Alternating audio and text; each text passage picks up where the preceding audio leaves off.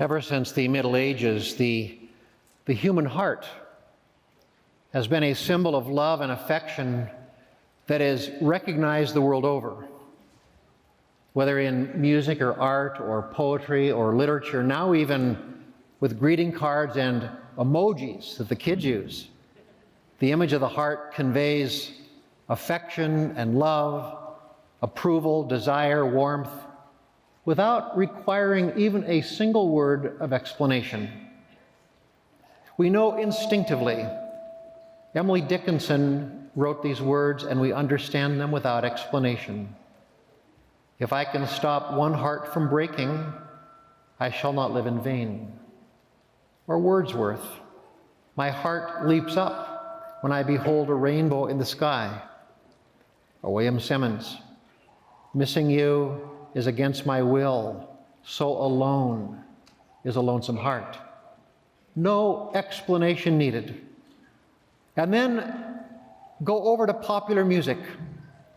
Songs that are so familiar to you that only a few words will trigger the memory and bring up certain feelings.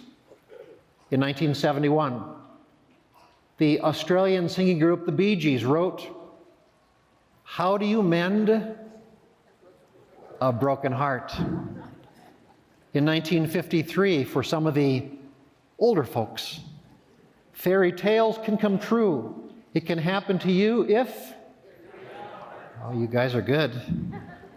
1969, Jackie DeShannon, think of your fellow man, lend him a helping hand, put a... I see a future in jeopardy for you. 1982, Dionne Warwick, why did you have to be a heartbreaker? And the song made popular in 1983, which I have never heard before, by Bonnie Tyler. Once upon a time I was falling in love, but now I'm only falling apart. There's nothing I can do. A total... Oh my goodness.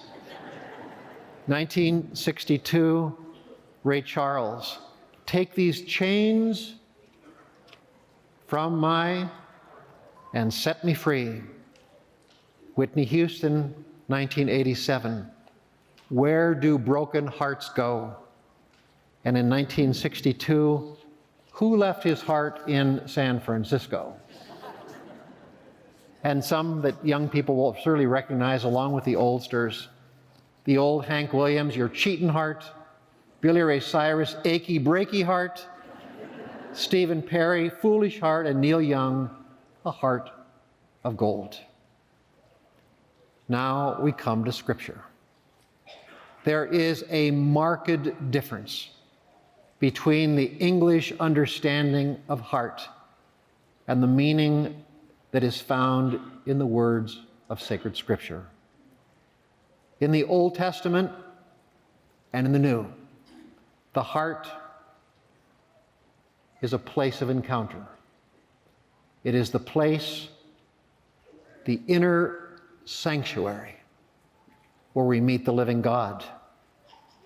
Saint Teresa of Lisieux, prayer is a surge of the heart.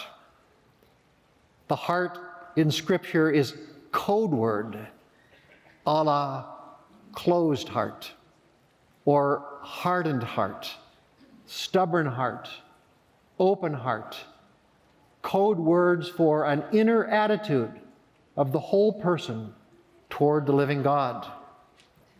The heart conveys the spiritual condition that each finds in his or own heart, with a pure heart, a meek heart, a humble heart, and God willing, in Jesus, a new heart. And finally, the heart is an invitation to love the Lord our God with all our heart, soul, strength, and mind, and our neighbor as ourself. Today's gospel began with a strong admonition. Never lose heart. Never lose heart. Never grow weary of encountering the living God and falling in love with his Son, Jesus, as Lord and Savior. Today, on a very momentous occasion for St. Thomas More community, I have a heartfelt request for all of you. Let the community of St. Thomas More be a community of the heart, a place of encounter with Jesus, a place of heartfelt welcome where no stranger is a stranger for long and everyone is included by name in the heart of the community. I pray it is a place where the poor will find friendship and no one will be satisfied with giving the poor only crumbs from the table. Keep them ever in your heart.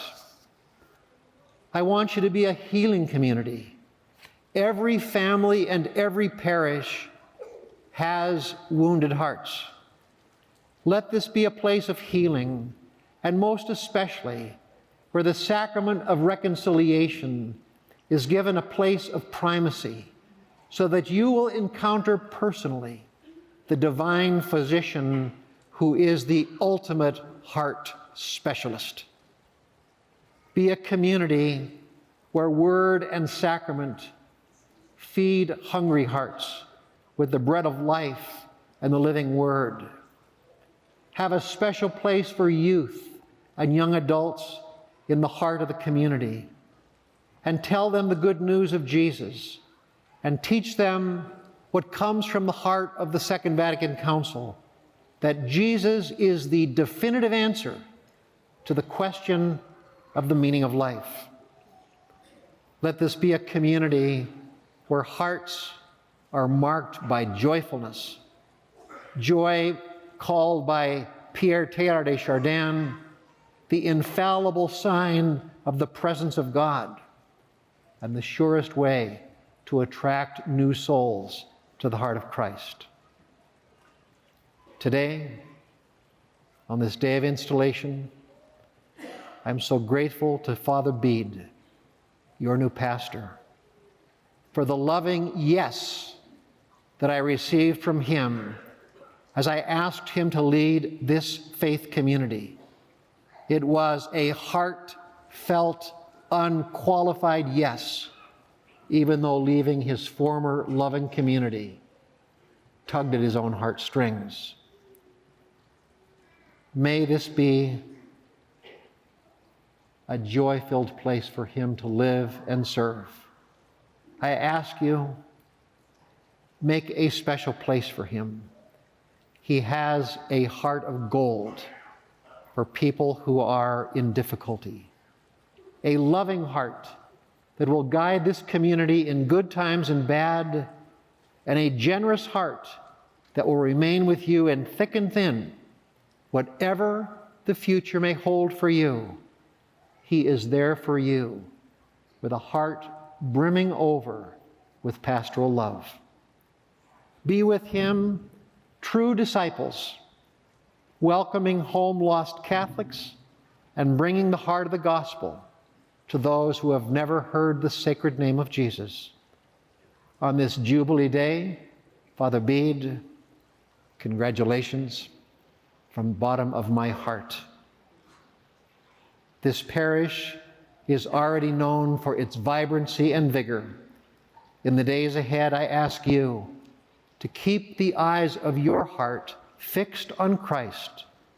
He is the surest guide and lodestar that will help you carry this community well into the future, for Jesus is here in our midst as one who serves. Congratulations and amen.